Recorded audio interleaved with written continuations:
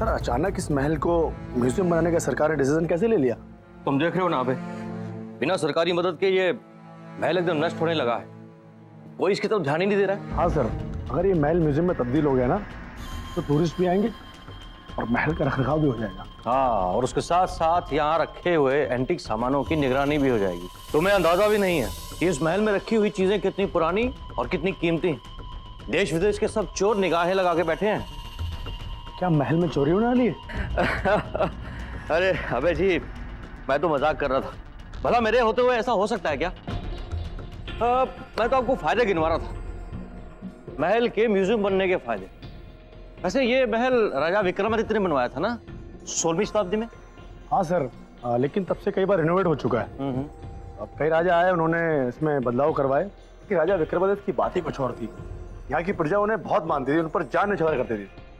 अब सर लेकिन क्यों ना हो, राजा विक्रमादित्य थे ही ऐसे, अपनी प्रजा को अपने परिवार का हिस्सा मानते थे सर। अच्छा जी, वेरी इंटरेस्टिंग।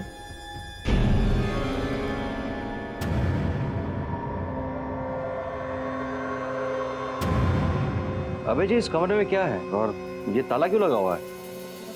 कुछ नहीं सर, पुराना सामान है सर, बाहर रखने की जगह नहीं थी इसलिए अंदर रख दिया सर। अच्छा, मैं देखना चाहता हूँ, खुलो इसे।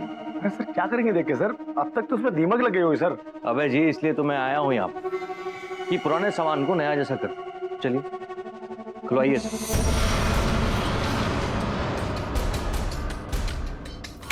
आइए सर। ओह माय गॉड, लगता है सालों से किसी ने इस रूम की सफाई नहीं करवाई। मैं कल सुबह ही कुछ वर्कर का इंतजाम करता हूँ ताकि इस कमरे की साफ सफाई हो सके। अब चले वापस? अरे अभी तो आए हैं, जरा सामान देख लेने दो। और ये सब क्या है, इतना सारा कीमती सामान जमीन पे बिखरा पड़ा है। अबे जी, ये हो क्या रहा है? सर मैं ठीक कर दूं सर, डोंट वरी सर। हाँ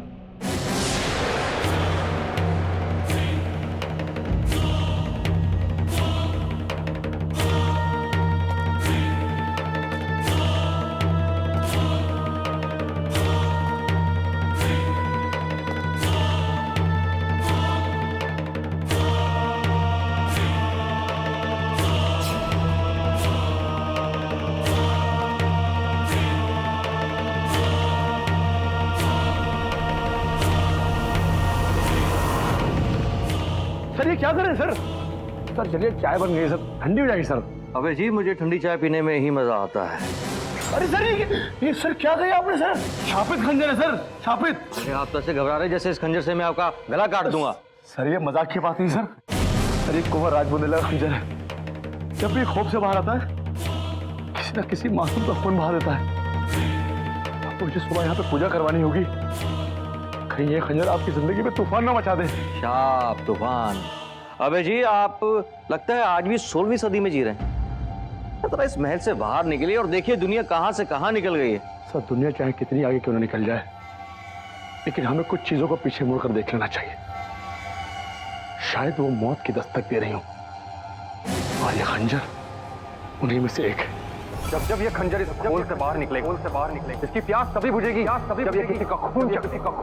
हम तो इंसान हैं, एक दिन मर जाए, मगर हमारे बदले की आग खंजर में हमेशा अमर रहे। सर ये खंजर रख दीजिए। अबे जी, आपकी इस कहानी पे एक अच्छी खासी हॉरर फिल्म बन सकती है और उसका नाम होगा प्यासा खंजर। आप हंस रहे हैं सर? आप जानते नहीं कि इसका अंजाम क्या हो सकता है। मुझे कल सुबह पंडित जी को बुलवाकर यह पूजा करवानी होगी कि आपने इस खूनी खंजर को नींद से जगा दिया। इसे दोबारा सुलवाना पड़ेगा। हाँ ठीक है भाई, कल सुबह सुला दीजिएगा। अभी चलते हैं और भी बहुत कुछ देखें। चलिए आइए।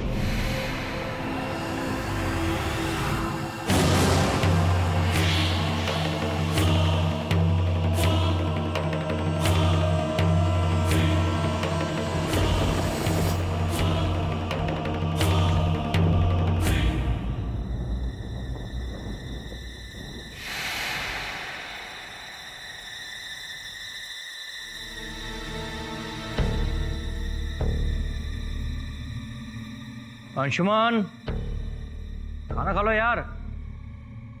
भैया बस 10 मिनट में आ रहा हूं। अरे क्या 10 मिनट यार, खा लो ना अभी। कितना लेट खाना खाता है।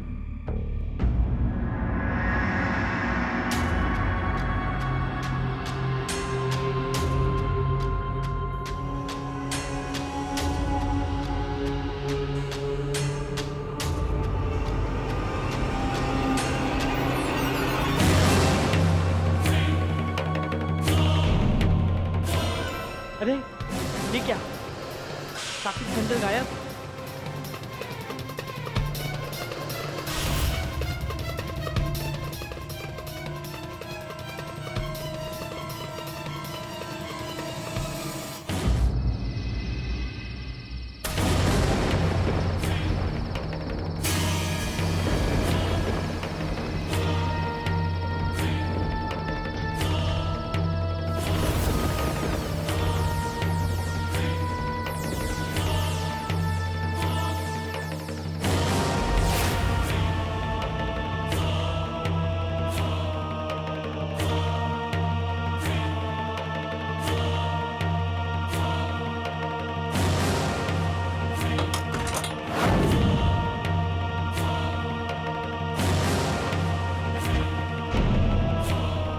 कौन है?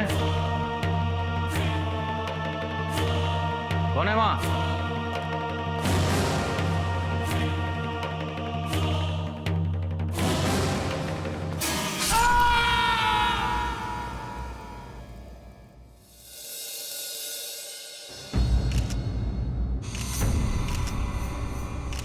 काफी गहरा घाव है, शायद खून किसी चाकू या फिर खंजर से किया गया लगता है। आप इनके छोटे भाई हैं? जी हाँ, मैं ही उनका छोटा भाई हूँ। मैंने ही आपको फोन किया है। मेरा नाम अंशुमन है। जब धर्मवीर सिंह जी ने आपके भाई का खून किया उस वक्त आप कहाँ थे? जी मैं ऊपर छत पे था। मैं अपने दोस्त से बात कर रहा था। फिर एकदम से भैया की चिल्लाने की आवाज सुनाई दी और फिर क्या? फिर मैं भागा, नीचे आया और देखा कि भैया यहाँ खून से लथपथ पड़े हैं और इनके अलावा यहाँ पर और कोई नहीं था।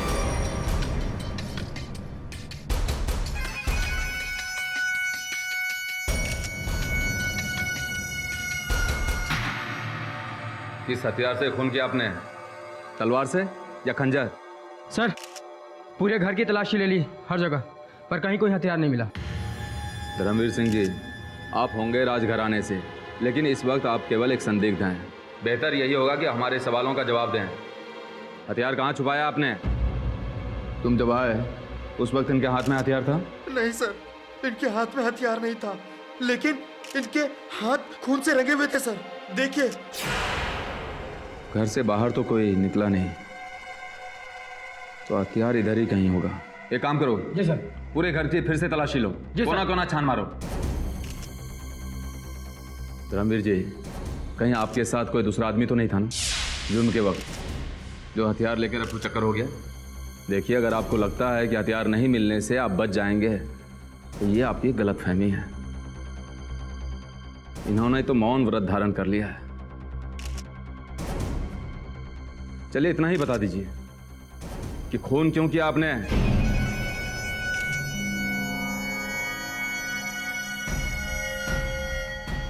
हम सिर्फ इतना जानते हैं इंस्पेक्टर कि यह खून हमने नहीं किया।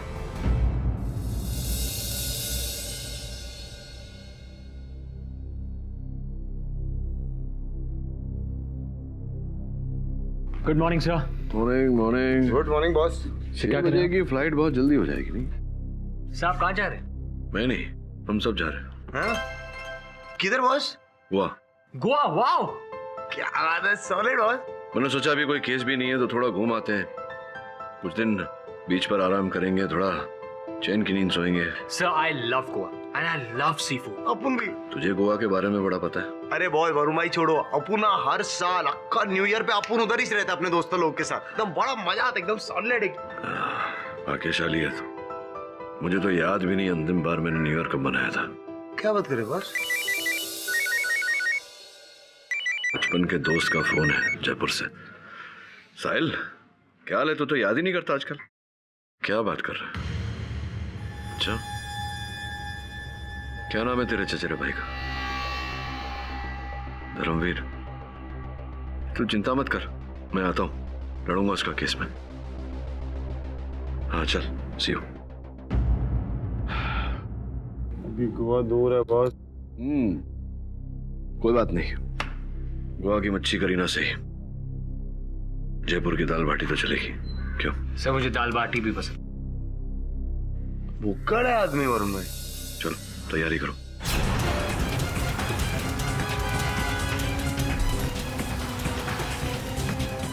जी नहीं केडी साहब, ये खून मैंने नहीं किया है।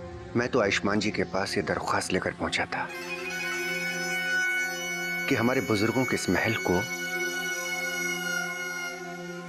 आम लोगों की नुमाइश का अड्डा ना बनने दें। तो आप नहीं चाहते थे कि वहां म्यूजियम बने? हम क्या, हमारे खानदान में कोई भी राजा ये बात नहीं चाहेगा। ये बात सोचकर भी हमारे बुजुर्गों की रूह कांप जाती होगी कि उनकी बनाई हुई चीज पर, उनके बनाए हुए उन आलीशान महलों पर सरकार तिजारत करे, लोग वहां आए, एक नुमाइश का सा माहौल बना रहे। तो स्पष्ट है कि आयुष्मान ने आपके इस निवेदन को ठुकरा दिया होगा। मेरे लाख समझाने पर भी उनके कान पर जूं तक नहीं रेंगी। मैंने उन्हें यहां तक भी कहा कि ये महल हमारे जैसे राजाओं की कमाई का आखिरी जरिया है, लेकिन बात उनको तब भी समझ नहीं आई। इसी बात को लेकर आप दोनों के बीच में वाद विवाद हुआ होगा और फिर परिस्थिति हाथ से निकल गई होगी। केडी साहब, आप मेरा यकीन कीजिए, माहौल जरूर गरमाया था, लेकिन हम ये नहीं चाहते थे कि उनके साथ ऐसा हो। The court is called to order. Your honour, case आईने जैसा साफ है। इसमें दो राय है ही नहीं कि आयुष्मान खन्ना का कत्ल धर्मवीर सिंह बुंदेला ने ही किया। योर ऑनर, कुछ ऐसा प्रतीत हो रहा है कि राठौर साहब इन्हें वकालत से अधिक आपकी कुर्सी में रुचि है, तभी तो केस के आरंभ होने से पहले ही निर्णय सुना रहे हैं। मिस्टर राजवीर, खूनी कौन है और कौन नहीं, ये फैसला आप मुझ पर छोड़ दें तो बेहतर होगा। Please call your first witness. Sorry honour, परसों ठंडी आइसक्रीम हो गई, इसलिए। आइसक्रीम तो ठंडी ही होती है, मतलब मेरे सामान्य ज्ञान के अनुसार। जरा गर्म कीजिए, सुनवाई को, अपने गवाह को बुलाएं। मैं आयुष्मान खन्ना के छोटे भाई अंशुमन खन्ना को कटघरे में बुलाने की इजाजत चाहूंगा। इजाजत है। अंशुमन जी, 14 तारीख की रात को आयुष्मान खन्ना का कत्ल मिस्टर धर्मवीर सिंह ने किया तो। I object your honour. Oh, I am sorry, I will rephrase. Anshuman ji, 14 तारीख की रात को जब आपके भाई साहब का कत्ल हुआ तो आप कहां थे? जी, हमारे घर में मोबाइल की नेटवर्क की थोड़ी प्रॉब्लम है, इसलिए मैं बाहर बालकनी में अपने दोस्त से बात कर रहा था। हाँ कपिल, बोल यार। अरे नहीं यार, कुछ नहीं, बस नेटवर्क की प्रॉब्लम है यार। फिर क्या हुआ? फिर अचानक से घंटी बजी। इस वक्त कौन आ गया?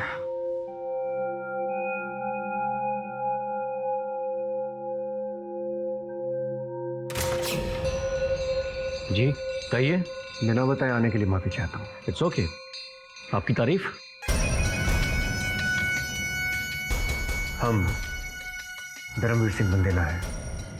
आपकी सरकार जिस महल को म्यूजियम में तब्दील करके उसे जनता की नुमाइश का अड्डा बनाना चाहती है, हम उसके मालिक हैं। ओह, आइए आइए, अंदर आइए, प्लीज कम।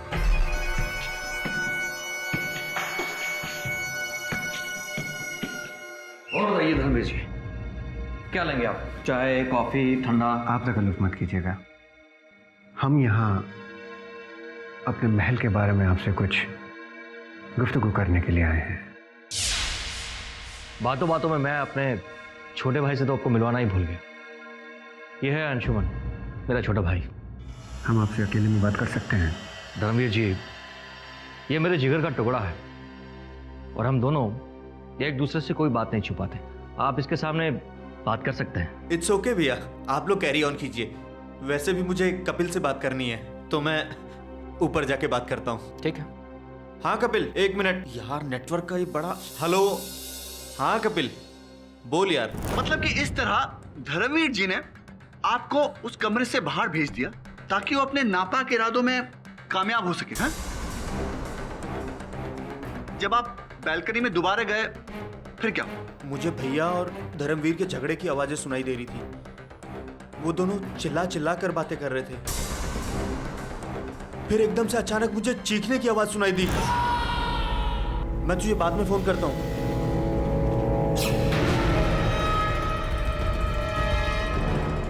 मार डाला तूने, मेरे भैया को मार डाला तुमने। Hello hello police station sir, आप जल्दी से यहाँ आ जाइए, मेरे भाई का खून हो गया सर। आप एड्रेस नोट करिए सर, कातिल मेरे सामने है सर, आप जल्दी से आ जाइए सर।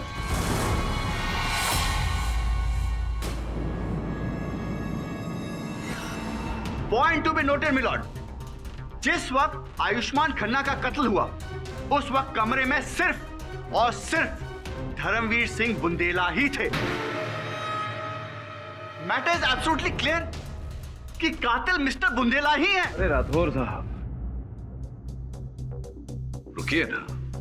मैं जानता हूं आपका स्वास्थ्य ठीक नहीं है, आप घर जाना चाहते हैं, लेकिन निर्णय से पहले मुझे भी तो जरा प्रश्नोत्तर करने का अवसर दीजिए, आपको आपत्ति ना हो तो। नो नो, अब बैठिए जरा। वो अंशुमन जी, आपने कहा कि आप छत पर खड़े हुए थे, बालकनी पर। जी। वहां से आपने अपने भाई साहब और धर्मवीर के बीच जो विवाद हो रहा था उसे सुना, तो ठीक से सुना आपने? क्या चल रहा था दोनों में? जी कुछ कुछ नहीं, देखिए ये कुछ कुछ जो शब्द है वो कुछ कुछ होता है जैसे चलचित्रों के शीर्षक में ही अच्छा लगता है। ये अदालत है, यहाँ कुछ कुछ नहीं, पूरा पूरा चलता है। तो पूरा पूरा बताइए, क्या आपने सुना था, नहीं सुना था, क्या हुआ था? जी मैं फोन पर था, मुझे सिर्फ भैया धर्मवीर के चिल्लाने की आवाजें सुनाई दे रही थी, लेकिन झगड़ा किस बात पे हो रहा था मुझे बिल्कुल पता नहीं है। मतलब आवाजें सुनी, शब्द क्या बोले जा रहे थे वो नहीं सुना आपने।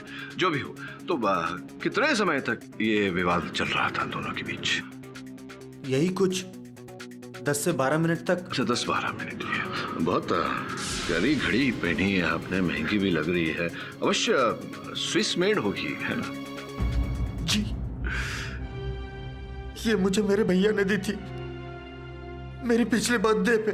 तो उस दिन जब आप बालकनी में खड़े खड़े इनके बीच होते हुए तर्क वितर्क को सुन रहे थे, उस समय भी आपने ये घड़ी पहनी थी? ऑब्जेक्शन ऑनर, इस केस से अंशुमन की घड़ी का क्या वास्ता? योर ऑनर, जब इन्होंने इतने विश्वास से कहा कि ये 12 मिनट तक ऊपर छत पर खड़े थे, मैं केवल इतना जानने का प्रयास कर रहा हूं कि इन्होंने अनुमान से कहा था, ये घड़ी देखकर कहा था। Objection overruled. यूं ही कह रहे हैं या घड़ी पहनी थी, बताइए। जी मैंने घड़ी पहनी थी। घड़ी पहनी थी आपने? जी, करीबन 9 बजे मैं बालकनी में गया और 9:15 में मुझे चीखने की आवाज सुनाई दी और मैं तुरंत भागा।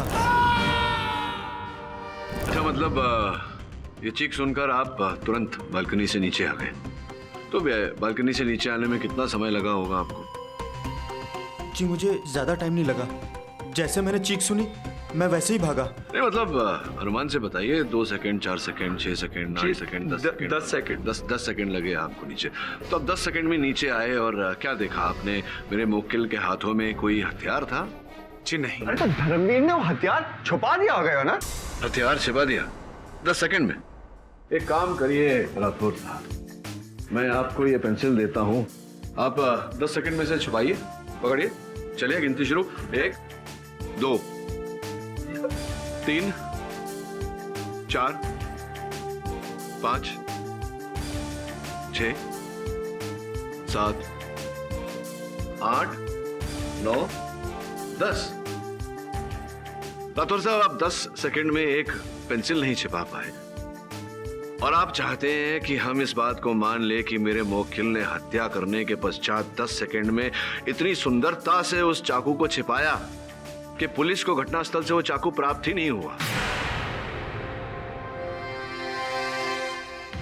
योनर, वहां कोई खुफिया दरवाजा होगा, खुफिया कमरा होगा। कैसी बातें कर रहे हैं आप? आप भी जानते हैं कि पहली बार मेरे मुवक्किल वहां गए थे आयुष्मान के घर। इन्हें कैसे पता चलेगा उनके घर में कहाँ खुफिया दरवाजा है, कहाँ खुफिया कमरा है? भाई तुम ही बताओ, क्या तुम्हारे घर में ऐसा कोई खुफिया कमरा है, कोई खुफिया दरवाजा है? जी नहीं। नहीं है your honour, no more questions. Mister Rajveer, आपको अंशुमन से कुछ और सवाल पूछने? योर ऑनर, अगर आपकी परमिशन हो तो बस अब मैं धर्मवीर जी से एक सीधा सीधा सवाल पूछना चाहूंगा। इजाजत है। Thank you honour. Dharmveer ji, एक सीधा सीधा सवाल है, आपने आयुष्मान का कत्ल क्यों किया? Objection your honour. राठौर साहब, मैं आपको बता देना चाहता हूं कि जब तक मेरे मौकिल पर लगा हुआ आरोप सिद्ध नहीं हो जाता, आप अपने शब्दों का चुनाव जरा सोच विचार कर कीजिए। Objection sustained. मिस्टर राजवीर, आप मिस्टर धर्मवीर से उतना ही पूछिए जितनी जरूरत है, उनको उकसाइए नहीं। धन्यवाद योर ऑनर। वकालत की किताब तो आपने पढ़ी ही होगी, जिसमें लिखा है कि जब तक आरोप सिद्ध नहीं हो जाता, हर संदिग्ध निर्दोष होता है। पाठक जी, मैंने पढ़ा भी है और समझा भी है। फिलहाल तो मैं इनसे यह समझना चाहता हूँ कि आयुष्मान के घर गए क्यों थे? हम आयुष्मान जी से दरख्वास्त करने के लिए गए थे। आयुष्मान जी, वो जो हमारा महल है, हमारे बुजुर्गों की निशानी है, हमारा गौरव है, और हम चाहते हैं कि वो किसी भी तरीके से सरकार के अधीन ना हो और एक म्यूजियम में तब्दील ना हो जाए। I'm sorry, लेकिन मैं कुछ नहीं कर सकता। आप ये क्यों नहीं समझ रहे हैं कि वो महल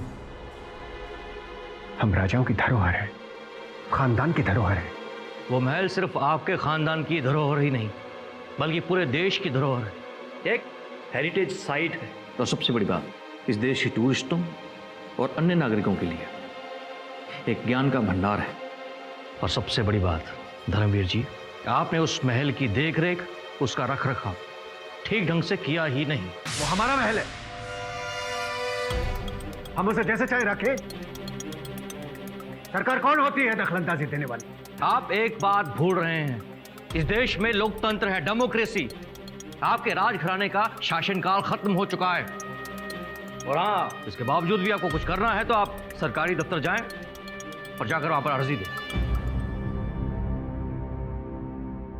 देखिए, आप ये क्यों नहीं समझ रहे हैं कि वो महल ही हमारी कमाई का एकमात्र जरिया है। आपको मुंह मांगी कीमत मिलेगी। देखिए, मैंने आपसे कहा ना, इसमें मैं आपकी ये आवाज कैसी है? जंजीर की आवाज है। कोई अंदर है क्या? जी नहीं, आप रुकिए, मैं देख कर आता हूं।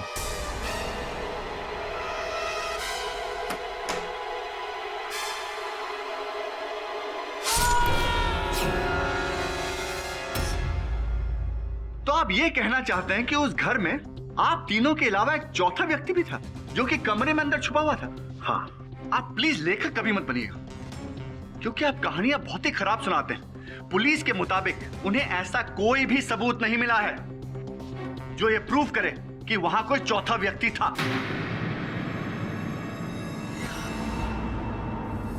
और फिर आयुष्मान ने भी कहा कि वहां वो अकेला था और एक ही दरवाजा था।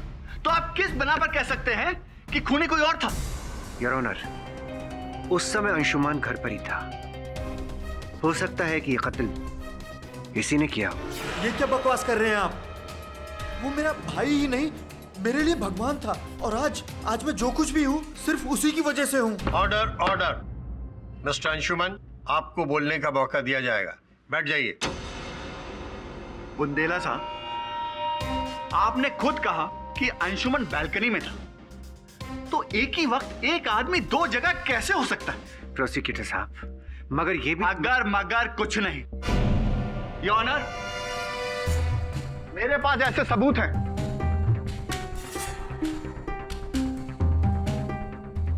ये अंशुमन के फोन रिकॉर्ड्स हैं, जो कि कहते हैं कि जिस वक्त आयुष्मान का मर्डर हुआ वो फोन पर था।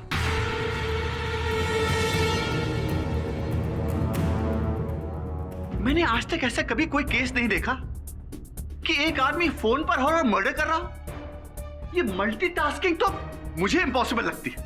योर ऑनर, सिंपल केस है। आयुष्मान ने इनकी बात नहीं मानी, इसलिए इन्होंने आयुष्मान का कत्ल कर दिया। और हथियार कहां गया?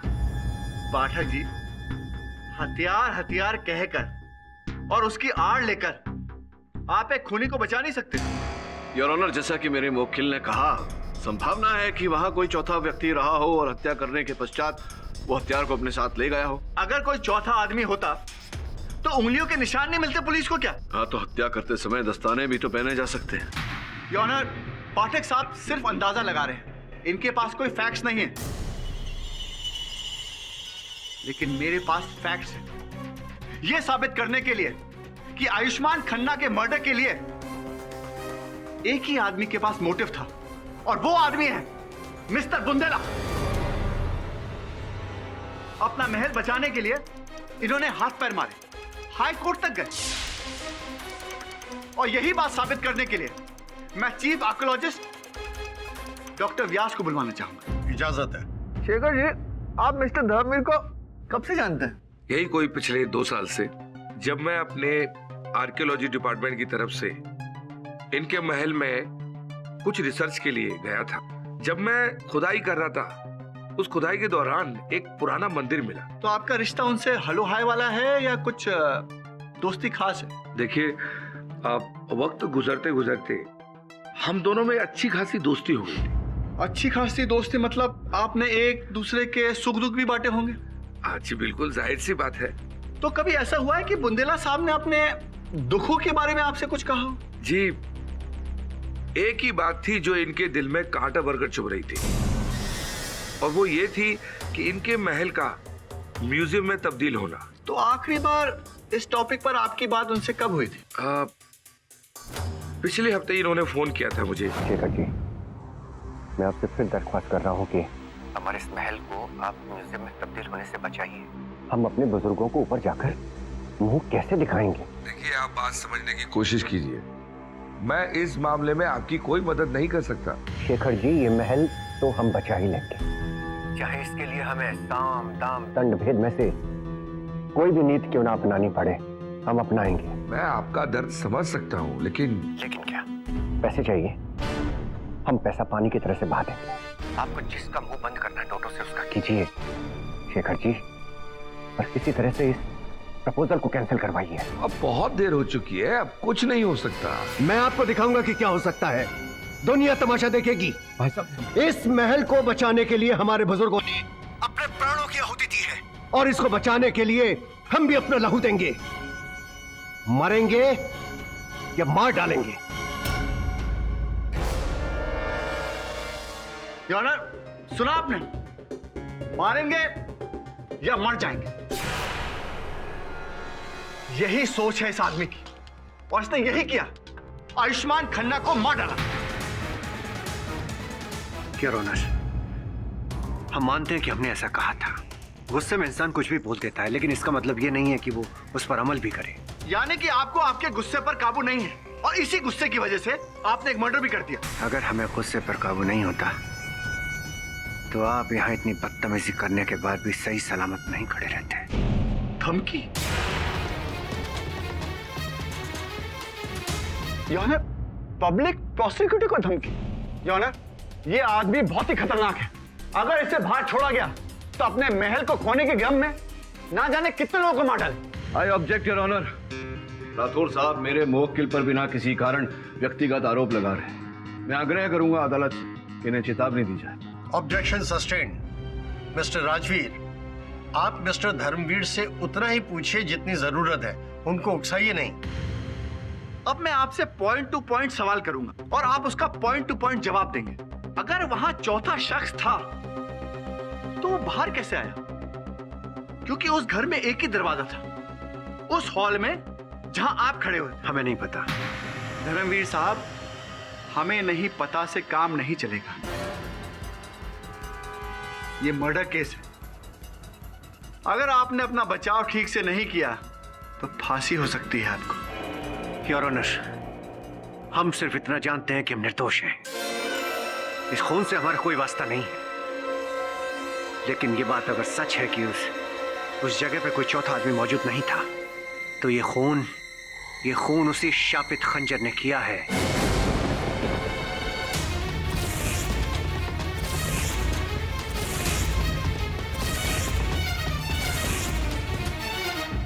जो न जाने कितने सालों से अनगिनत लोगों की जान ले रहा है। क्या कहा आपने? शापित खंजर?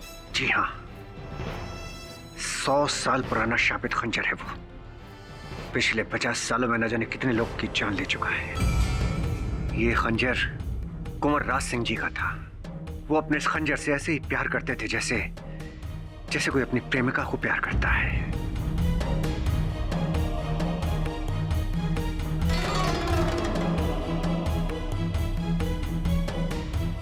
दिन रात उसी खंजर को देखते रहते थे। लेकिन 13 जून 1910 को कुछ ऐसा हुआ।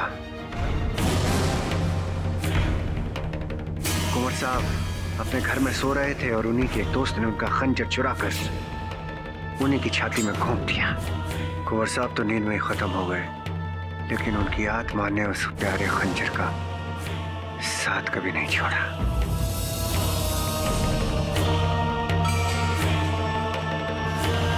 आज भी कुंवर साहब की आत्मा उस खंजर से जुड़ी है। जो भी उस खंजर को खोल से निकालने की कोशिश करता है, वो शापित खंजर उसकी जान ले लेता है।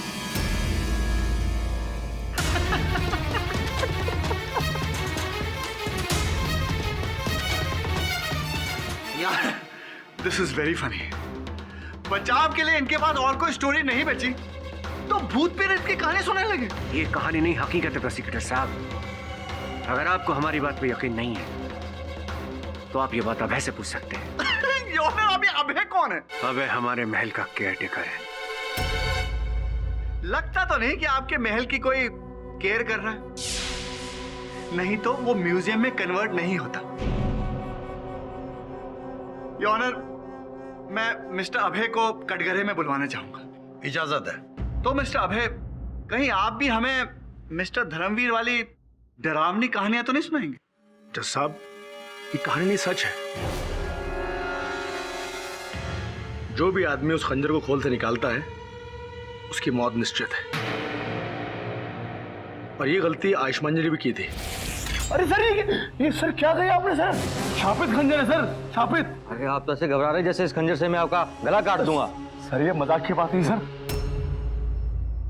मैं तो उन्हें श्राप से मुक्त करवाने के लिए अगले दिन सुबह हवन कराने वाला था कि उसी रात उनकी मौत हो गई।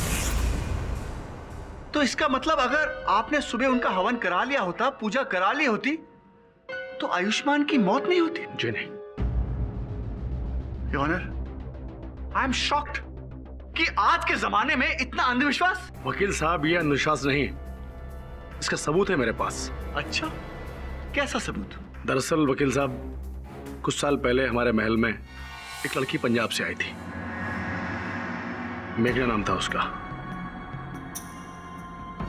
वो भी उस खंजर से वैसे ही आकर्षित हुई थी जैसे आयुष्मान हुए थे।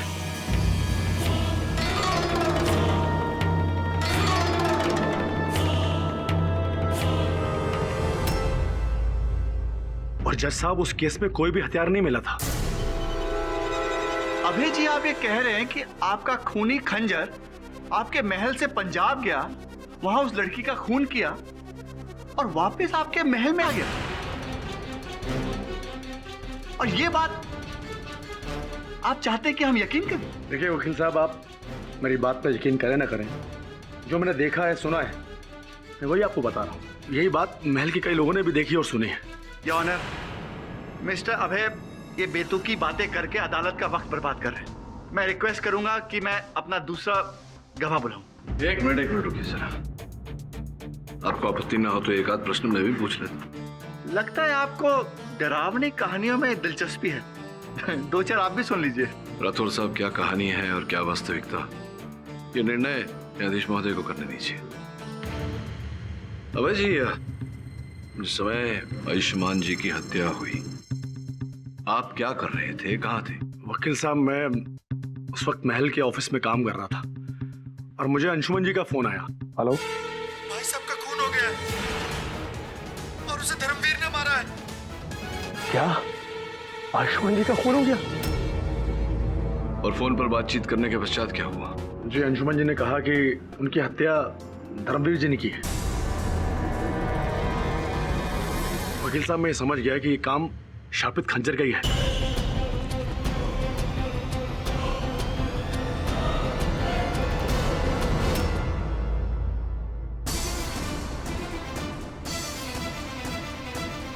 अगले दिन मैं स्टोर रूम पे ये देखने के लिए गया कि खंजर वहां पर है कि नहीं।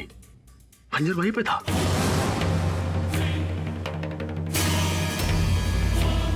मिस्टर अभय, उस खंजर पर आपको आयुष्मान के खून के धब्बे मिले कि नहीं मिले? जी, निशान बिल्कुल नहीं थे। वेरी इंटरेस्टिंग योर ऑनर, इनका ऑटोमेटिक खूनी खंजर खून करता है, वापस महल में आता है और अपने आप को धो धा के सेटल हो जाता है। काश ऐसा खंजर मेरे पास होता, मैं उस पर बैठता और उड़कर स्विट्जरलैंड चला जाता। नाक बह रहा है आपका, स्विट्जरलैंड जाएंगे तो कुल्फी जम जाएगी नाक में। एनीवे, तो पाठक साहब, इस कहानी के बारे में आपके क्या विचार हैं? खूनी खंजर, इन सब चीजों में आप बिलीव करते हैं? योर ऑनर, मैं जानता हूं कि ऐसे अंधविश्वास में मानना ये वैज्ञानिक भी है और उचित त्रुटि भी नहीं, किंतु योर ऑनर संभावना तो है कि कोई चौथा उस कक्ष में रहा हो जिसने उसी खंजर का उपयोग किया हो हत्या करने के लिए। योर ऑनर, मैं इस बात की छानबीन करने के लिए अदालत से समय की मांग करता हूं। अगली सुनवाई होगी ठीक 1 हफ्ते बाद, यानी 22 तारीख को सुबह 11 बजे। Till then the court is adjourned. Pathak ji, जी, एक फ्रेंडली एडवाइस दूं? हाँ हाँ जी। आप इस केस से अपना नाम विड्रॉ कर लीजिए। क्या है, आज तक आप कभी भी कोई केस हारे नहीं हैं, लेकिन ये केस आप हारने वाले हैं। मैं भी आपको मित्रता में कुछ देना चाहता हूँ। श्योर। रिश्वत दे रहे हैं क्या? जी नहीं, ये डॉक्टर सुनीता जाकर अपनी चिकित्सा करवाइए, पैसे भी नहीं लेगी आपसे। बहुत अच्छी डॉक्टर है, मुझे पूरा विश्वास है कि अगली सुनवाई में आपको ये रुमाल नाक पोंछने के लिए नहीं, आंसू पोंछने के लिए जरूरत पड़ेगी।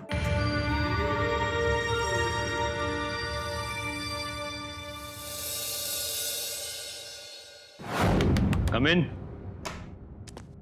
डॉक्टर वशिष्ठ। अरे आओ आओ केडी, क्या बात है? क्या हाल है? काफी फिट लग रहे हो। जिमिंग शिमिंग काफी जोरों से चल रही लगता है। हाँ डॉक्टर साहब, अब क्या करें, मैं तो हमेशा से कहता हूँ कि व्यायाम करने से न केवल शरीर की तंदुरुस्ती लेकिन मन भी तंदुरुस्त रहता है। और एक तेज दिमाग शातिर वकील का सबसे बड़ा हथियार होता है। और तुम्हें कुछ ऐसी बात बताएं जिससे तुम्हारे पास एक और शातिर हथियार मिल जाए, जिससे कोर्ट में तुम अपनी दलील अच्छी तरह पेश कर सको। यह है आयुष्मान की फॉरेंसिक रिपोर्ट, जिसको देखने से लगता है कि उसके छाती के घाव में कुछ केमिकल्स पाए गए हैं, जिसका इस्तेमाल ब्रास और कॉपर के मेटल पॉलिशिंग में किया जाता है। इसका अर्थ ये हुआ डॉक्टर साहब कि जब हत्या की गई उसके कुछ समय पहले ही उस हथियार को पॉलिश किया गया था। एग्जैक्टली। और कोई विशेष जानकारी उस हथियार के बारे में? देखो केडी, आयुष्मान की छाती का घाव का जो मैंने माप लिया, उसके बाद जो इस तरह का हथियार इस्तेमाल किया गया होगा, एक ऐसा खंजर जो लगभग 10 इंच लंबी और 2.5 इंच चौड़ी होगी। ऐसी लंबाई 10 इंच, चौड़ाई 2.5 इंच। डॉक्टर साहब, देखना ये है कि आपका ये जो वर्णन है ये उस शाही खंजर पर सही बैठता है या नहीं। सर, मगर हम ये करेंगे कैसे? उचित प्रश्न। ये उस महल का नक्शा है, बड़ी चतुराई से इसमें प्रवेश करना है और उस शाही खंजर का पता लगाना है।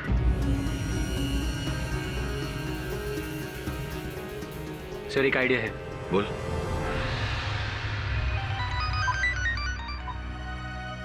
हेलो। बीड़ू? कौन बीड़ू? भाई साहब, आपने गलत नंबर डाल दिया है। अरे तू बिडू रे, अपुन ने एकदम सही नंबर मिलाया है। पक्या कैसा रे? पक्या? ये कैसा नाम है? तेरे को अपुन का नाम पसंद नहीं आया? अपुन चेंज करे, अपुन अपने आई को बोलेगा, लेकिन बाद में।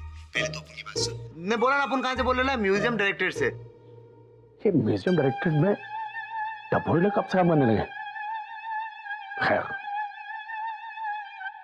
बोलिए। अब सुन, अपुन अपने बच्चे को तेरे पास भेज रहा है, रोकी। वो जर्नलिस्ट है, वो जो तेरे से सवाल पूछे उसका सीधा सीधा जवाब देने का, जो करने को बोले वो करने का। ठीक है। चल चल चल, अब अपुन रखता है। नमस्ते तल। तल, मेरा नाम लॉकी है। मुझे पक्या ने आपके बारे में बताया था। किस अखबार के लिए लिखते हैं आप? तल, मैं अखबार के लिए नहीं लिखता, मैं मैगजीन के लिए लिखता हूँ। आप एक काम कीजिएगा, आप उसका अगला एडिशन मुझे भेज दीजिएगा। मैं जरूर पढ़ना चाहूंगा जिसमें आप इस महल के बारे में लिख रहे हैं। जरूर सर, जरूर। तब मैं वो कॉपी आपको पर्सनली कोरियर करूंगा, ठीक है? तब मैंने आपके इस महल के शापित खंजर के बारे में बहुत सुना है सर। मुझे उसका एक फोटो खींचना है सर। तब हमारे लीडर्स के लिए। नहीं, आप यहाँ किसी की भी फोटो ले लीजिए, लेकिन मैं उस शापित खंजर की फोटो नहीं लेने दूंगा। सर मेरे करियर का सवाल है सर। मेरे एडिटर ने बोला कि अगर मैं शापित खंजर का फोटो खींच कर लाऊंगा तो मेरा प्रमोशन कर देगा। प्लीज सर मान जाइए ना सर, प्लीज एक अच्छा बार। ठीक है, लेकिन मेरी एक शर्त है। कौन सी शर्त? आप उस खंजर को छुएंगे नहीं। तो मैं उस खंजर को हाथ क्यों लगाऊंगा? मुझे तो उसकी फोटो खींचनी है, उसके साथ खेलना थोड़ी है। और दूसरी शर्त, उस खंजर को आप खोप से बाहर नहीं निकालेंगे। नहीं सर, मैं उस खंजर को खोप से बाहर नहीं निकालूंगा। मैं जानता हूँ अगर वो खंजर बाहर निकला तो किसी ना किसी का खून बहना तय है। ये तुम्हें कैसे पता?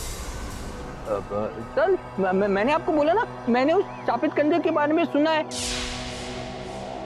ठीक है,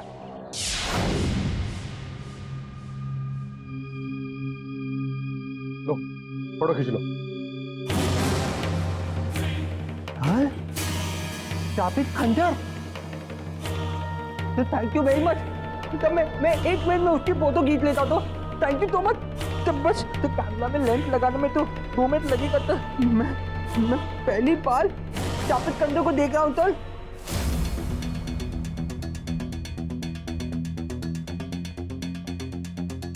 हो गया तो हो गया, लग गया। जल्दी खींचो भाई। बस तो मैं 2 मिनट में फोटो खींच लेता हूँ। सर ये फोन बिना कभी भी आ जाता है। सुनो, तो जल्दी फोटो खींचो, मैं भी आ रहा हूँ। और हाँ, तो छूना मत। सर मैं बिल्कुल नहीं दूंगा सर, मैं बिल्कुल नहीं दूंगा सर।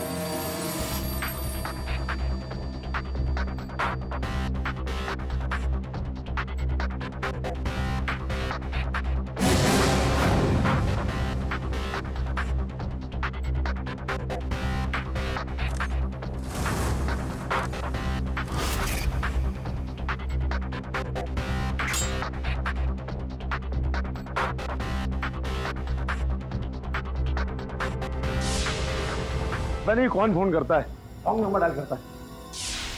सर लॉन्ग नंबर था सर। मेरे को भी बहुत सारे लॉन्ग नंबर आते, खासतौर पे लड़कियों की। फोटो खींच ली? फोटोग्राफ खींच ली। तो thank you very much sir, thank you very much. तो भाई आर्टिकल सक्सेस किया बुलाने तक लेके जाए। Thank you sir, thank you sir, thank you very much.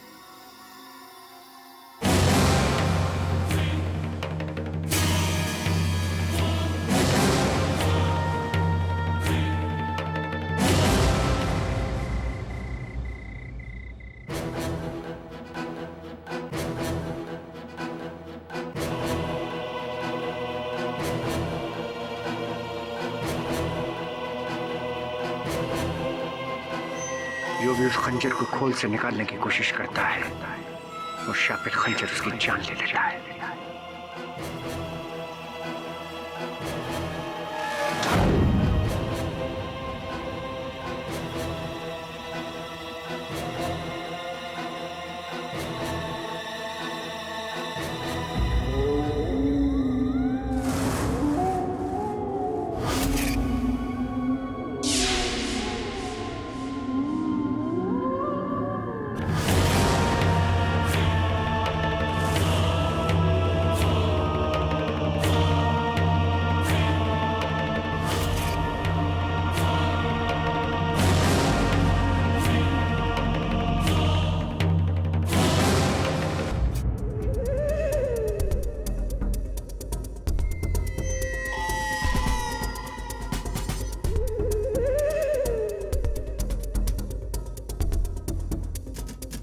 जो भी उस खंजर को खोल से निकालने की कोशिश करता है, वो शापित खंजर उसकी जान ले लेता है।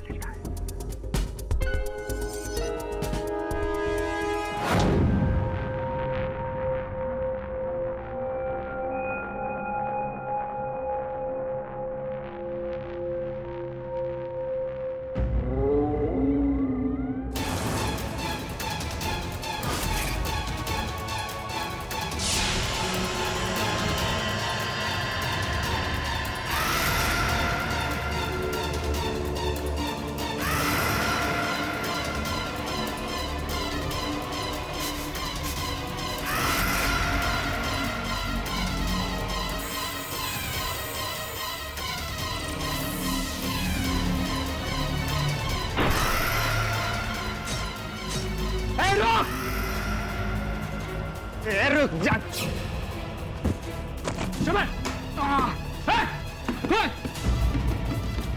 और भाई कौन था वो आदमी? नहीं देख सका, लग गया अपन के और भाई।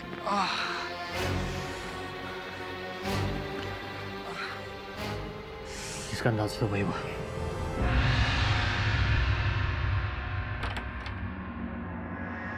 सर क्या आप मुझे सुन सकते हैं?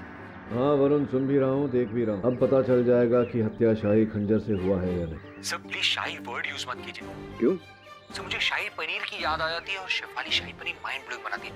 चल ठीक है, ये केस सुलझते ही मैं तुझे शाही दावत खिलाऊंगा। सर ये देखिए, सर ये है वो जगह जहाँ पर मैंने इस खंजर के डिब्बे को बंद करने के बाद रंगोली का पाउडर रखा था। जरा देख वो पाउडर अभी भी है या नहीं।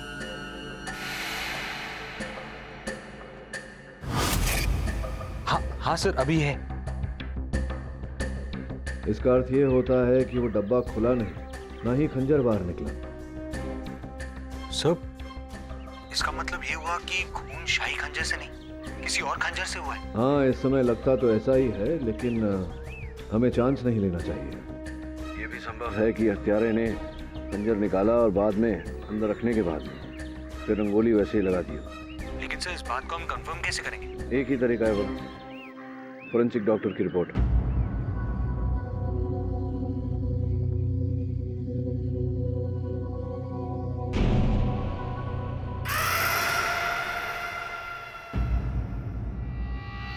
कुछ समझ में आ रहा है मुझे। ये हत्याएं बहुत ही सोची विचारी षड्यंत्र के तहत की गई। सर आपको पता चला कि खून शाही खंजर से हो रहे हैं या फिर किसी और से? तूने वो पिक्चर देखी सीता और गीता? ऑफ कोर्स सर, देखिए। और वो दूसरी वाली राम और श्याम? नहीं सर, राम और श्याम नहीं थी। आपू ने देखी बॉस? सॉलिड पिक्चर एकदम।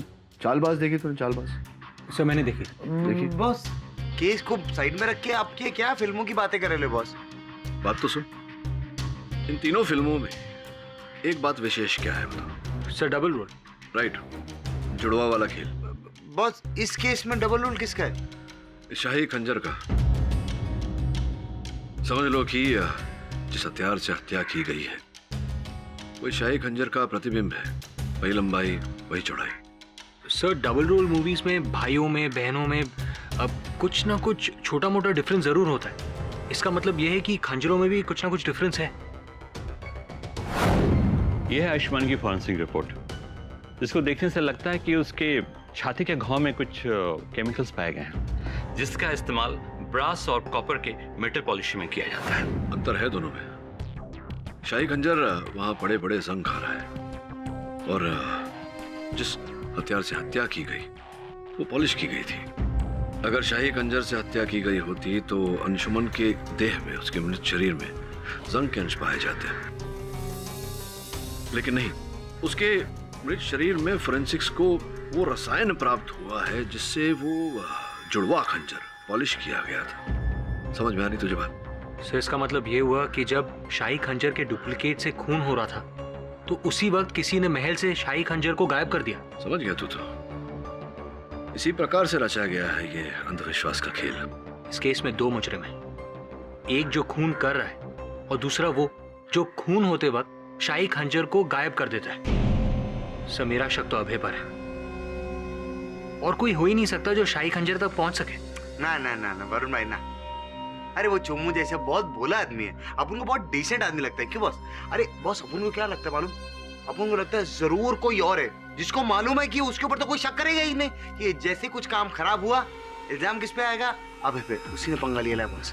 जो कोई भी है अब अधिक समय तक बचेगा नहीं। क्या है कि जब कोई पहेली उलझ जाती है उसे सुलझाने के लिए फिर वहीं चले जाना चाहिए जहां से पहेली शुरू हुई थी, अभय का घर।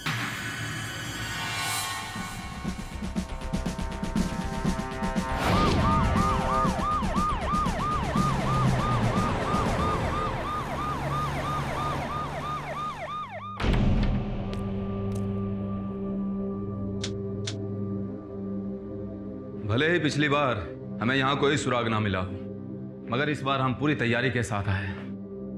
अब वो कातिल बच नहीं पाएगा। आई होप सो इंस्पेक्टर साहब, लेकिन इस बार आप ऐसा क्या करने वाले हैं जो आपने पिछली बार नहीं किया? प्रदीप, ये क्या है?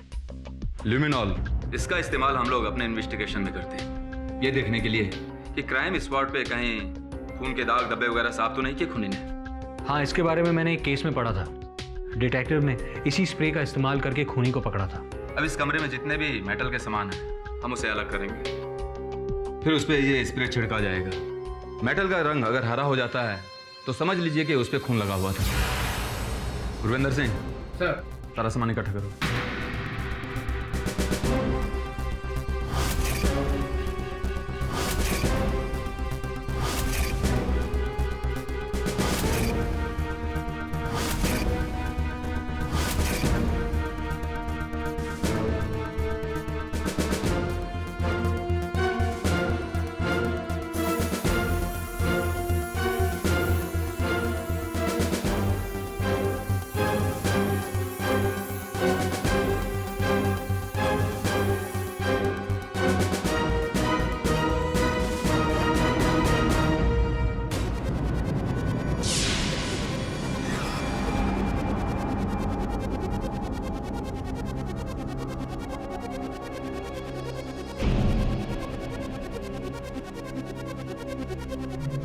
इसका मतलब यह है कि इन दोनों चीजों पर लगा खून कातिल ने साफ किया था। जी हाँ, इस पेंटिंग पे और इस डब्बे के हैंडल पे उड़कर आया होगा आयुष्मान जी का खून।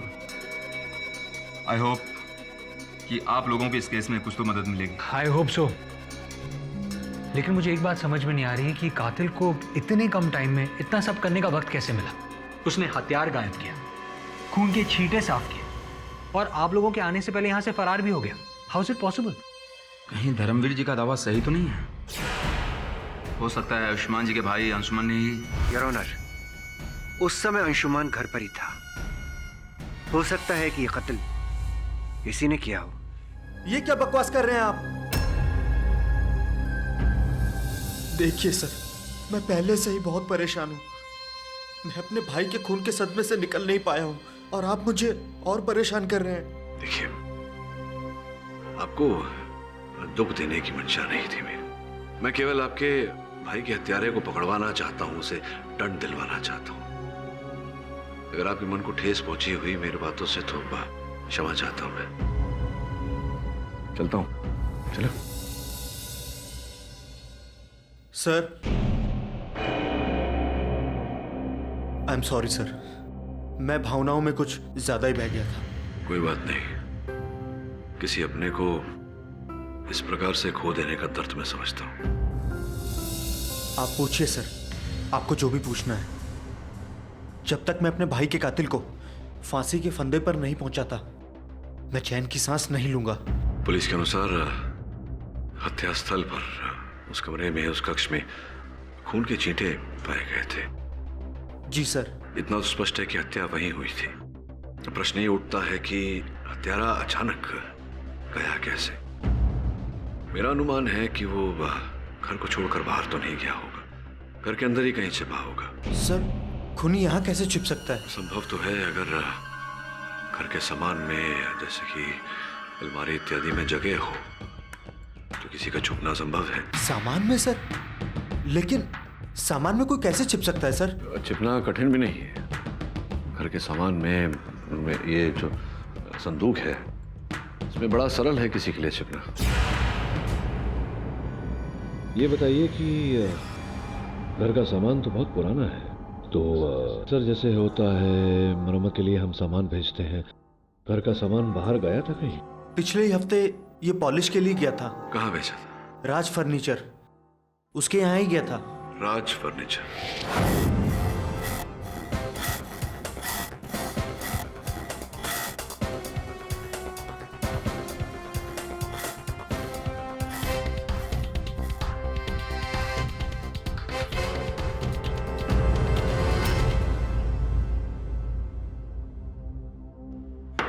The court is called to order. Case number 1405 B, Dharmveer Singh versus Anshuman Khanna. Hearing 2। अदालत की कार्रवाई शुरू की जाए। क्या हुआ, जुकाम नहीं ठीक हुआ आपका? अरे गया था आपके डॉक्टर सुनीता के पास, इतना बड़ा इंजेक्शन लगा दिया, लेकिन जुकाम ऐसा है कि नाक छोड़ने का नाम ही नहीं लेता। कोई बात नहीं, जिस प्रकार से इस इस केस में लापता हथियार की गुत्थी सुलझ गई है। मुझे पूरा विश्वास है कि आपकी न जाने वाली जुकाम की गुत्थी भी सुलझ जाएगी। हथियार की गुत्थी सुलझ गई? मतलब हथियार मिल गया आपको? जी जी।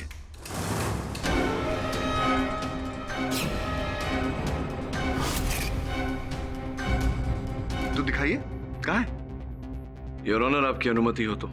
इजाजत है।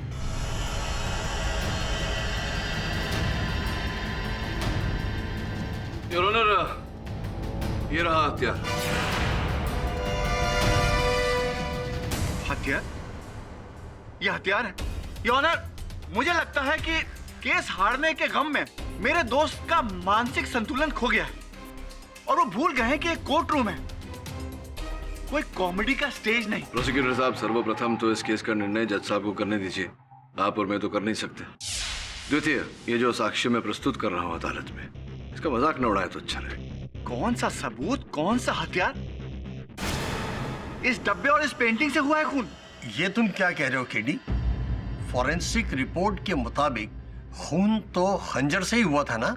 जी योर ऑनर, और वो खंजर इन्हीं वस्तुओं में छिपा हुआ है। पाठक साहब प्लीज, कभी आप कहते हैं कि खंजर से हुआ है, कभी आप कहते हैं कि इस डब्बे से हुआ है, इस पेंटिंग से हुआ है।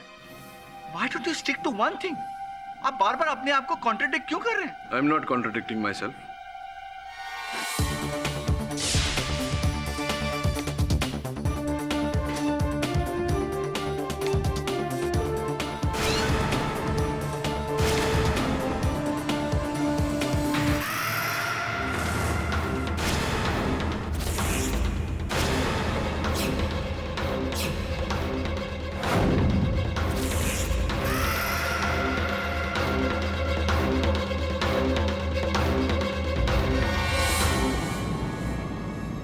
योर ऑनर, इसी प्रकार से हत्यारे ने उस कक्ष में पड़े हुए इन वस्तुओं से इस खंजर का इजाद किया।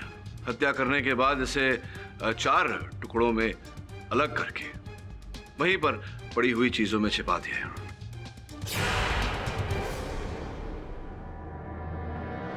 योर ऑनर, ऐसा तो वही व्यक्ति कर सकता है जिसे आयुष्मान जी के कक्ष में रखी हुई वस्तुओं का ज्ञान हो। और जहां तक हमें पता है, मेरे मुवक्किल तो वहां प्रथम बार गए थे। इन्हें उस घर का कोई ज्ञान नहीं था। इसका अर्थ ये होता है कि ये दोषी नहीं है। ऑब्जेक्शन। पाठक जी मुझे कब से ताने मार मार कर ये कह रहे थे कि मैं जज बनने की कोशिश ना करूं। आप ये खुद ही जजमेंट दे रहे हैं कि धर्मवीर जी बेगुनाह हैं। Objection sustain. मिस्टर पाठक, मान लिया कि खूनी ने हथियार इसी ढंग से छुपाया था जिस तरह से आप बता रहे हैं, पर इसके बावजूद अहम सवाल अभी भी वहीं का वहीं खड़ा है। घर में उस वक्त मिस्टर धर्मवीर सिंह बुंदेला के अलावा था ही कौन? कोई तो था योर ऑनर, और जिस चतुराई से उसने हथियार को छिपाया है, स्वयं को भी छिपाया था। इंस्पेक्टर साहब, आपको धर्मवीर जी क्या पार्ट्स में मिले थे? मतलब पैर गार्डन में और अलमारी में सर और नाक फ्रिज में? I object your honour. मेरे मुवक्किल पर इस प्रकार से कटाक्ष कसने का इन्हें कोई अधिकार नहीं। Objection sustain.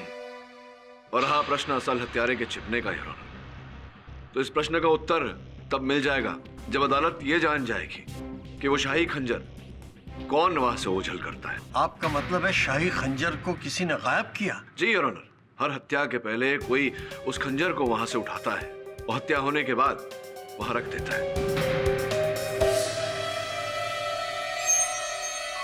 इसका अर्थ यह होता है योर ऑनर कि हत्या उस शाही खंजर से नहीं हुआ। शाही खंजर का उपयोग किया जा रहा है हम सब लोगों को रास्ता भटकाने के लिए। What? ये फाइनल, ये भाई बंधु कहां से आ गए?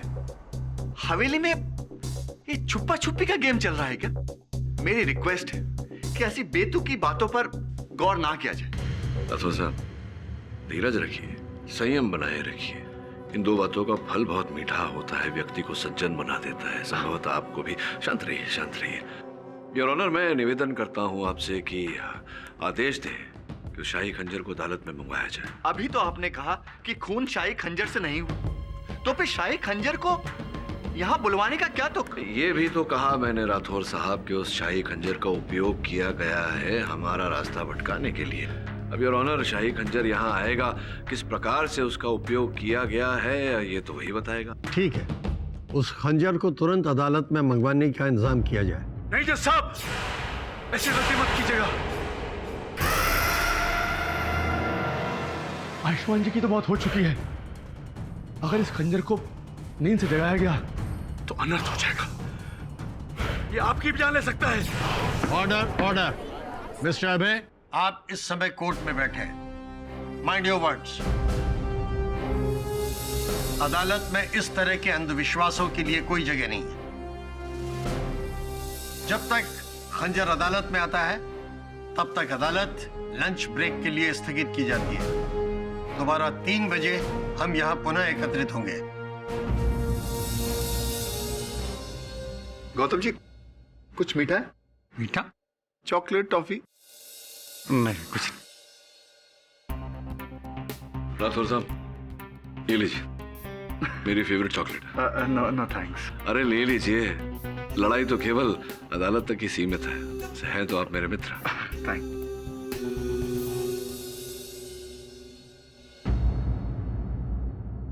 अदालत की कार्रवाई शुरू की जाए। योर ऑनर, मैं शाही खंजर अदालत में मंगवाने की अनुमति चाहता हूँ। अनुमति है।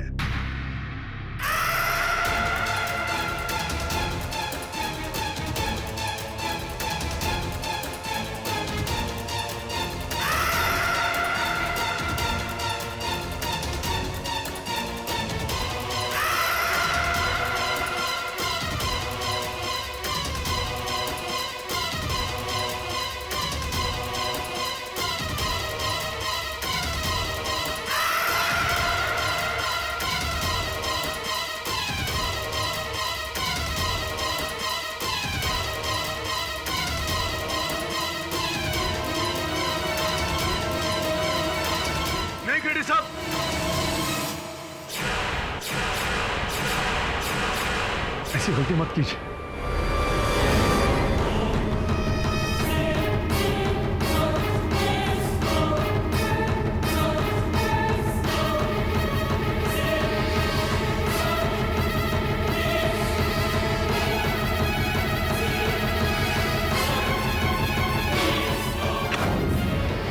अब बताइए, मेरे जीवन में शेष कितना समय बचा है?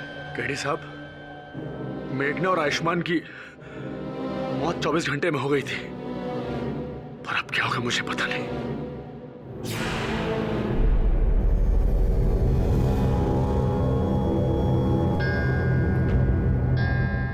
The time is up. The court is adjourned for the day.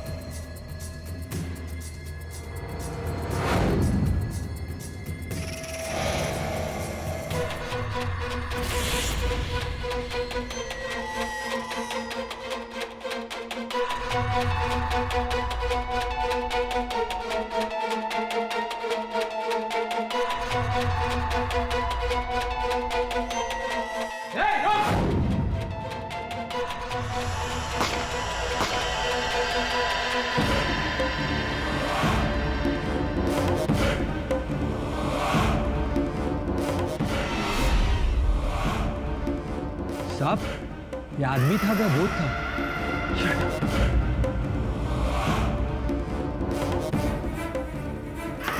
The court is called to order. Your honour, 24 घंटे बीत चुके हैं और सौभाग्य से मैं अभी स्वस्थ हूँ, किंतु इन 24 घंटों में किसी ने उस खंजर को चुराने का प्रयास किया था। मिस्टर पाठक, आप साबित क्या करना चाहते हैं? यही कि किसी ने उस खंजर को चुराने का प्रयास किया था। कारण तो रहा होगा।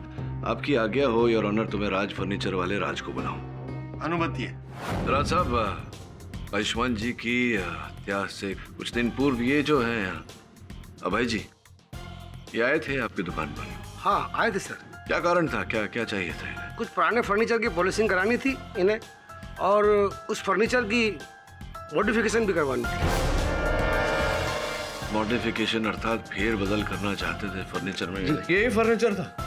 देखिए, हाँ सर, यही है। अब न्यायाधीश महोदय को बताइए कि किस प्रकार का फेर बदल करना चाहते थे। इन सब सामान की शेप हल्की सी चेंज करवाई। शेप हल्की सी चेंज ताकि वो खंजर खोल के वहाँ छुपा सके।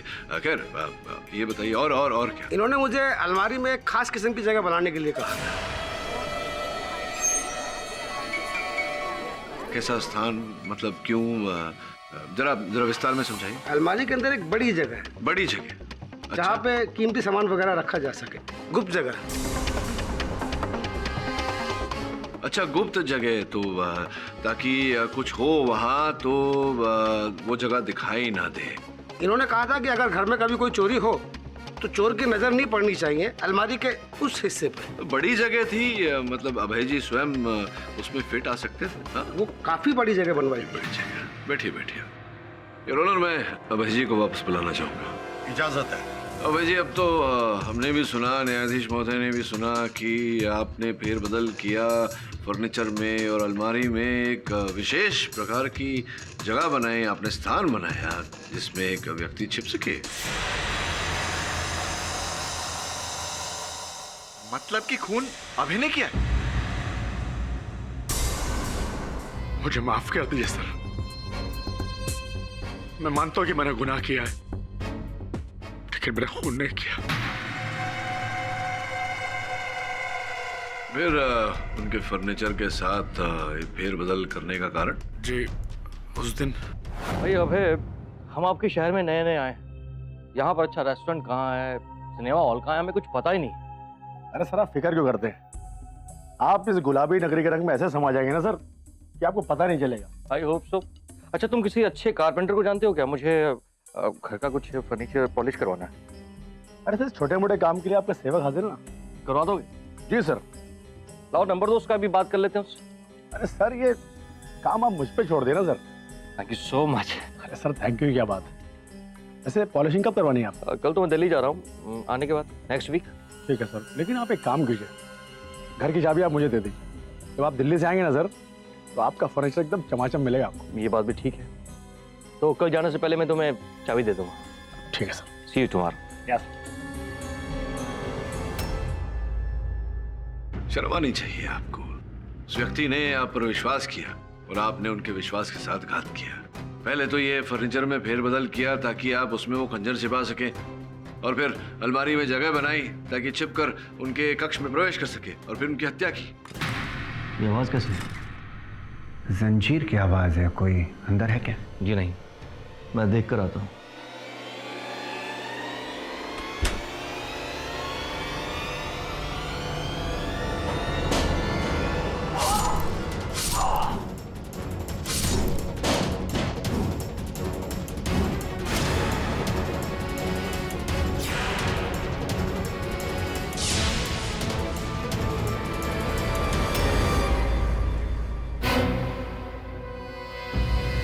नहीं सर, मैं मानता हूं कि मैंने फर्नीचर में गड़बड़ी करवाई थी, लेकिन मैंने आयुष्मान जी का खून नहीं किया। देखिए अभय जी, अब झूठ बोलने का कोई लाभ नहीं है। सारे पत्ते आपके खुल चुके हैं। नहीं जज साहब, मेरा यकीन कीजिए, मैंने खून नहीं किया। सच तो ये है कि आप ही ने ये मनगढ़ंत कहानी बनाई थी इस शापित खंजर की, क्योंकि आप ही जाते थे वहां स्टोर रूम में, वहां से कीमती सामान चुराते थे, और आप नहीं चाहते थे कि इस बारे में कोई आपसे प्रश्न करे। वकील साहब, मैं मानता हूँ मैंने चोरी की, लेकिन मैंने खून नहीं किया। वकील साहब, मैंने खून नहीं किया। आपने हत्या नहीं की तो फिर किसने की हत्या? कौन है हत्यारा? अरे बोलिए, कौन है हत्यारा? माफ करना शेखर जी, अब मैं आपको और नहीं बचा सकता।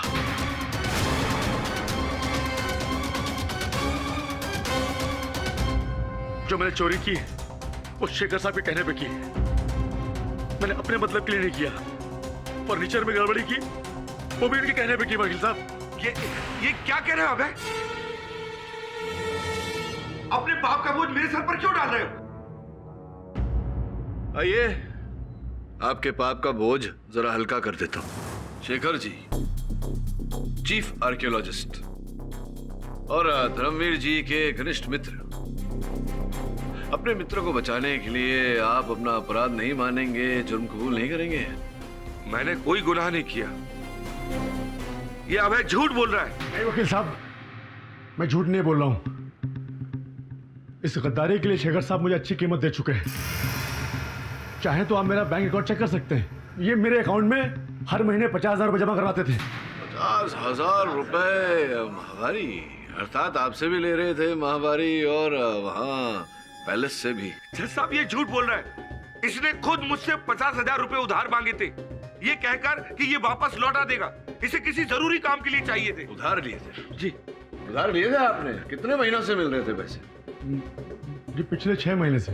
6 महीनों से? 6 महीनों से आप 50,000 रुपये? तो सोचने वाली बात है योर ऑनर की अगर कोई व्यक्ति किसी से उधार मांगता है तो एक बार मांगेगा, 2 बार मांगेगा, किंतु आप तो 6 महीने से लगातार 50,000 रुपये दिए जा रहे हैं। अवश्य कोई विशेष काम रहा होगा।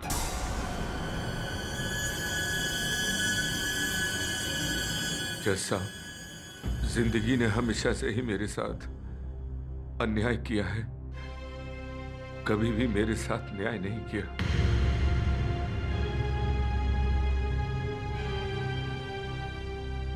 जब मैं स्कूल में पढ़ता था तो मेरे पिताजी के पास स्कूल की फीस भरने के पैसे भी नहीं होते थे। मैंने स्कॉलरशिप लेकर किसी तरह स्कूल की पढ़ाई पूरी की। सुबह अखबार बेचता था और दोपहर में कॉलेज जाता था।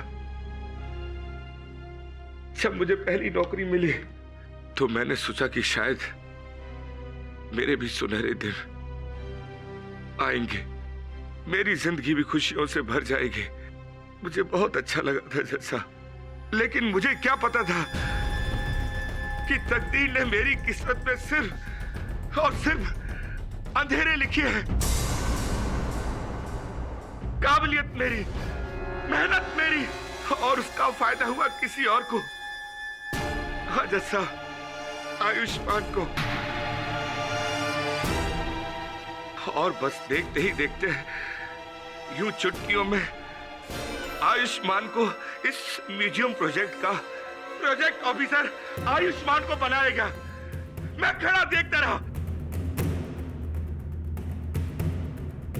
अपने ही सामने किसी और को अपना हक छीनते हुए मैं देखता रह गया जज साहब, मैं देखता रह गया और मैं कुछ भी न कर सका। शांत हो जाइए, शांत हो जाइए। इस देश में, भारतवर्ष में लाखों करोड़ों लोग ऐसे हैं जिनके लिए हर दिन, प्रतिदिन, प्रतिपल संघर्ष होता है। आपकी तरह वो हत्या करने पर उतारू नहीं होते। मेरा खून करने का इरादा नहीं था। मैं तो आयुष्मान के घर किसी भी तरह घुसकर वो महल के कागजात लेने गया था ताकि मैं 420 करके महल के कुछ हिस्से को प्राइवेट बिल्डर को बेच सकूं और मुझे मेरा हक मिल जाएगा और आयुष्मान के दामन पर दाग लग जाएगा। इसलिए गया था मैं। तो कागज चुरा के चले जाते, भैया की जान क्यों ली? मैंने तुम्हारे भाई को नहीं मारा, मैं तो वहां गया ही नहीं था। हाँ जज साहब, मैं वहां नहीं गया। झूठ बोल रहे हैं आप शेखर जी। उस दिन आप ही आयुष्मान के घर गए थे।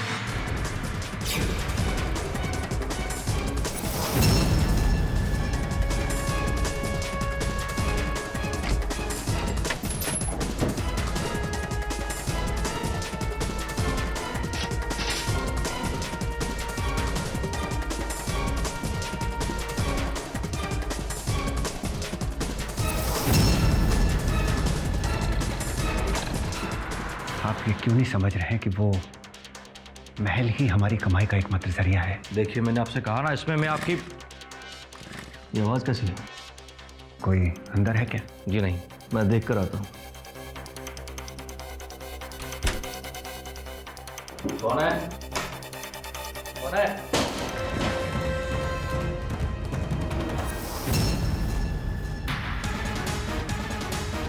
नहीं, ये झूठ है जज साहब।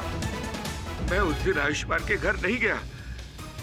मेरे साले की तबीयत अचानक खराब हो गई थी, मैं उसे लेकर हॉस्पिटल गया था। अच्छा, कौन से अस्पताल? Good health hospital.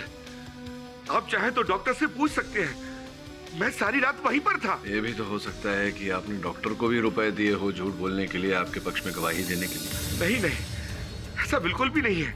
आप चाहे तो वो हॉस्पिटल की सीसीटीवी फुटेज मंगा के देख सकते हैं। मैं सारी रात वहीं था। चलिए सीसीटीवी कैमरा का फुटेज भी मंगा लेंगे। ये मान लेते हैं एक क्षण के लिए कि आप सच बोल रहे हैं, तो अब आपके अतिरिक्त तो एक ही व्यक्ति जानता था उस अलमारी के अंदर जो जगह, जो स्थान बनाई गई थी किसी के छिपने के लिए, वो अभय जी। देखिए शेखर जी, ये बहुत गलत बात है। आप खुद को बचाने के लिए मेरी बलि दे रहे हैं। कैसी बलि? किसकी बलि? अरे तुम अदालत को साफ साफ बता क्यों नहीं देते कि मैं वहां नहीं था? आप आए थे उस दिन और अलमारी में आपके बैठने से अलमारी इतनी भारी हो गई थी कि मुझे कई मजदूर बनाने पड़े थे। अब है, तुम झूठ मत बोलो। मैंने तुम्हें उस दिन फोन भी किया था ये बताने के लिए कि मैं नहीं आ सकता। प्लान कैंसिल हो चुका है। मुझे आपका कोई भी फोन नहीं आया था। केडी साहब, आप चाहे तो मेरे कॉल रिकॉर्ड चेक करा सकते हैं। हाँ, क्योंकि मैंने तुम्हें फोन किया था। तुम्हारा फोन बार बार नॉट रीचेबल आ रहा था, तो इसमें मैं क्या कर सकता हूँ? मेरी क्या गलती है जज साहब? लेकिन मैं आपको अलमारी में बैठाकर आयुष्मान जी घर पे ले गया था और आप छीके भी थे। छीके थे क्या? जी हाँ, और मैंने आपको मना भी किया था कि आप आवाज मत कीजिए, नहीं तो मुसीबत आ जाएगी। जब मैं अलमारी में बैठा ही नहीं तो ये इल्जाम कैसे लगा सकते हैं? मेरी बात का यकीन कीजिए, मैं सारी रात वहीं था। आप चाहें तो वहां का रिकॉर्ड देख सकते हैं। दूध का दूध, पानी का पानी हो जाएगा। अभय जी, आपने इन्हें वहां अलमारी के अंदर घुसते हुए देखा था? जी नहीं सर, एक्चुअली हमारा ये प्लान था कि मैं शेखर जी की गली में टेम्पो रुकवाऊंगा।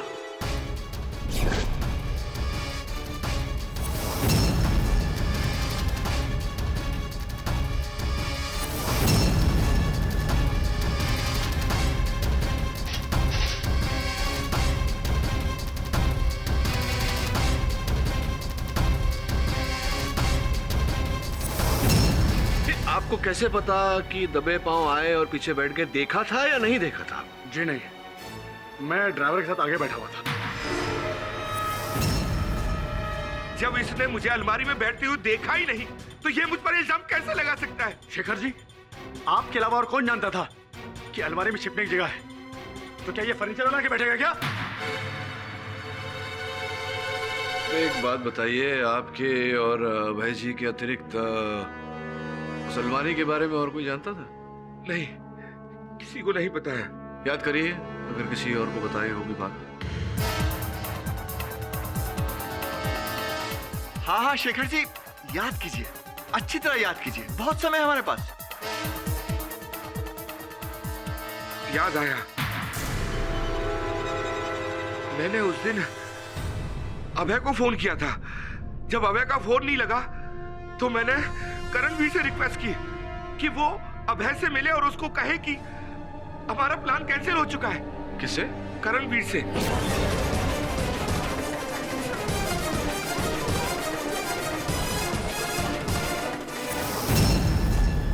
मैं सोच ही रहा था करणवीर साहब के आपका नंबर कब आया। आ गया, कृपया कष्ट करेंगे। शेखर जी का संदेशा आपने दे दिया था, अभय जी को बोल दिया था ना, जो आपको फोन पर बोला गया था? नहीं सर, अब शेखर जी का ऐसा कोई फोन नहीं आया था मुझे। क्या बात कर रहे हो? करणवीर, आप भी मुझे फंसाना चाहते हैं? शेखर जी, मैं आपको क्यों फंसाऊंगा? मैं तो वही बता रहा हूं जो सच है। मैंने आपको उस दिन फोन किया था और संदेश भी दिया था ना। ये क्या चल रहा है? फोन किया था, फोन आया था, क्या हुआ था क्या नहीं हुआ था, ये तो अब नई तकनीक है। आपके मोबाइल फोन में तो कॉल लॉग तो होगा ही। और ऑनर, आपकी अनुमति हो तो इनका फोन जरा मैं देख लूं। इजाजत है।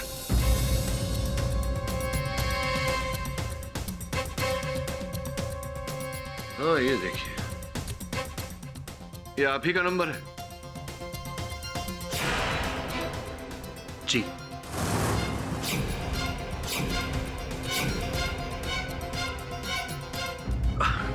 हाँ, वो एक्चुअली मैं आपको बताना भूल गया था। पता नहीं, मैं आजकल बहुत कुछ भूल जाता हूँ। पता नहीं क्या हो गया मेरी याददाश्त को। एक्चुअली इसीलिए मैं अभय को भी बताना भूल गया। सॉरी अभय, सॉरी शेखर जी।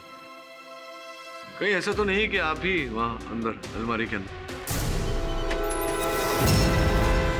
क्या कह रहे हैं आप? कौन सी अलमारी? शेखर ने मुझे किसी भी अलमारी के बारे में नहीं बताया। उसने मुझे सिर्फ इतना कहा था कि प्लान कैंसिल। अब क्या प्लान था वो तो मुझे नहीं पता। हाँ? और इनको प्लान के बारे में कैसे पता होगा? प्लान तो सिर्फ धर्मवीर को ही पता होगा, या तो अभय के थ्रू या फिर शेखर के थ्रू। नहीं, अगर धर्मवीर को इस योजना के बारे में ज्ञान होता तो ये वहां से भाग जाता ना, पुलिस के आने तक वहीं खड़ा नहीं रहता।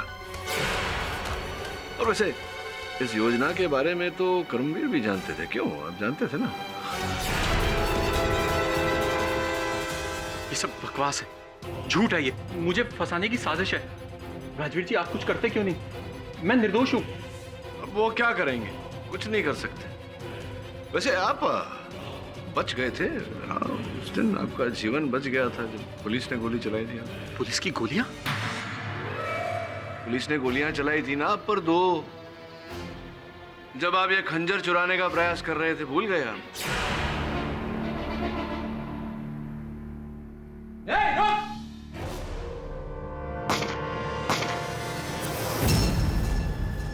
मैं करूंगा चोरी, और वो भी पुलिस स्टेशन से। सर, मुझे किसी पागल कुत्ते ने नहीं काटा। नहीं, पागल कुत्ते ने नहीं काटा है आपको। आप बड़े चतुर हैं। आप सबको ये आभास देने का प्रयास कर रहे थे कि कोई चुड़ैल है, कोई भूत प्रेत है जो खंजर चुराने का प्रयास कर रहा है। तो हो सकता है ये काम किसी भूत प्रेत या आत्मा ने किया। कैसे हो सकता है? क्योंकि भूत प्रेत इत्यादि तो बुलेट प्रूफ जैकेट तो पहनते नहीं। Bullet proof jacket? जी, इन्होंने पहना था जब पुलिस ने इन पर गोली चलाई थी। नहीं जज साहब, ये बिल्कुल झूठ है। मेरे पास कोई भी बुलेट प्रूफ जैकेट है ही नहीं। हाँ, नहीं है आपके पास, मतलब था। अब वो जैकेट हमारे पास। योर ऑनर, इनके बारे में मैं अदालत को कुछ बताना चाहूंगा। ये राजनीति में पूरी तरह से घुसे हुए हैं। पिछले असेंबली के चुनाव में इन पर जानलेवा हमला भी हुआ था। इन्हें जान से मार देने की धमकियां मिली थी, और ये महल से बाहर बिना बुलेट प्रूफ जैकेट पहने निकलते ही नहीं। वो जैकेट योर ऑनर अभी आपके आगे हो तो मंगवाओ। इजाजत है। वरुण, योर ऑनर, ये रही वो बुलेट प्रूफ जैकेट और ये रिपोर्ट।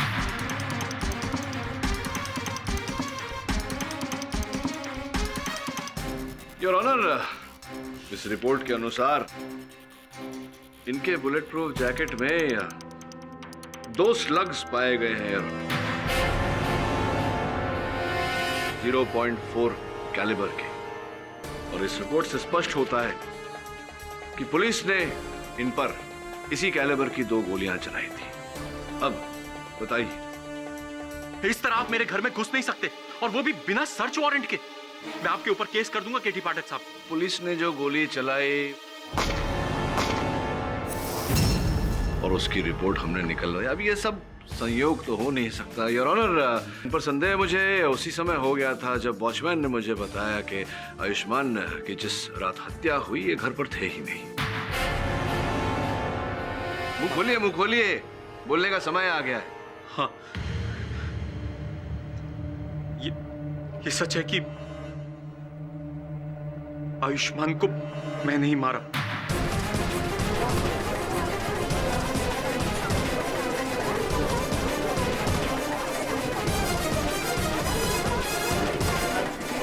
Order, order. क्योंकि आयुष्मान को सिर्फ और सिर्फ अपनी सरकारी चाकरी से मतलब था। हमारे पूर्वजों की हवेली, उनकी आन बान और शान का महत्व नहीं समझ रहा था वो। हमारा खानदानी खून खोल उठा और मैंने हमेशा हमेशा के लिए उसे गहरी नींद सुला दिया।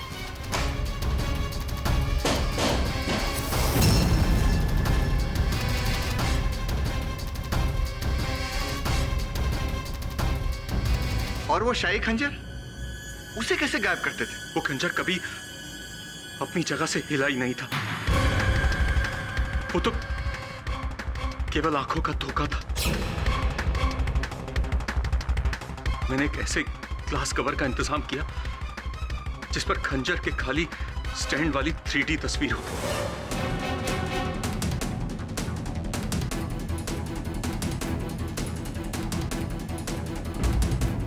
जब भी हम उस खंजर के खाली ग्लास कवर को स्टैंड के ऊपर रखते तो सामने वाले को ऐसा लगता कि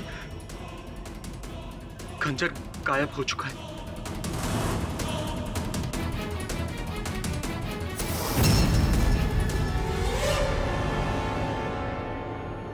जबकि खंजर योर ऑनर वही था 3D खबर के नीचे।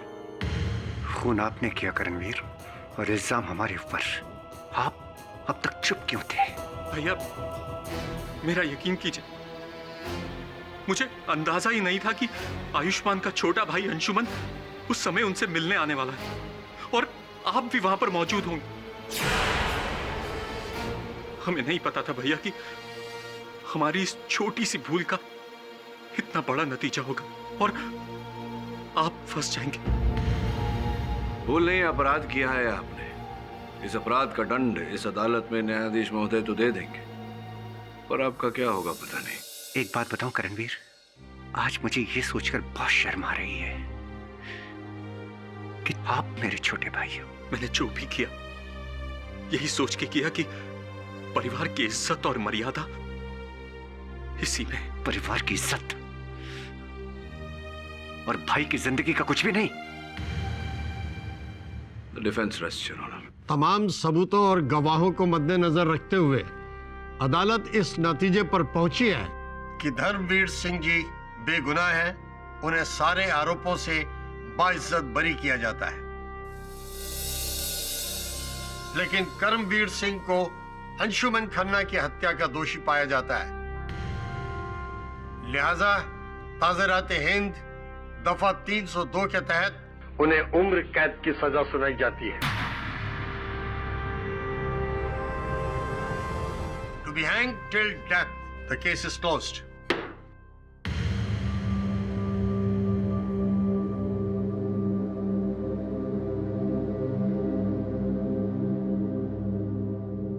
राठौर साहब आज्ञा दीजिए। वाह पाठक साहब, ये गुत्थी भी आपने सुलझा दी। अब अगली पहल? अब क्या पहल राठौर साहब, थक गया हूँ। सोच रहा हूँ गोवा जाके छोटी सी कुटिया ले लूं, ब्याह कर लूं, बच्चे बच्चे कर लूं। वैसे आपका तो जुकाम ठीक हो गया? अरे हाँ, क्या बात है।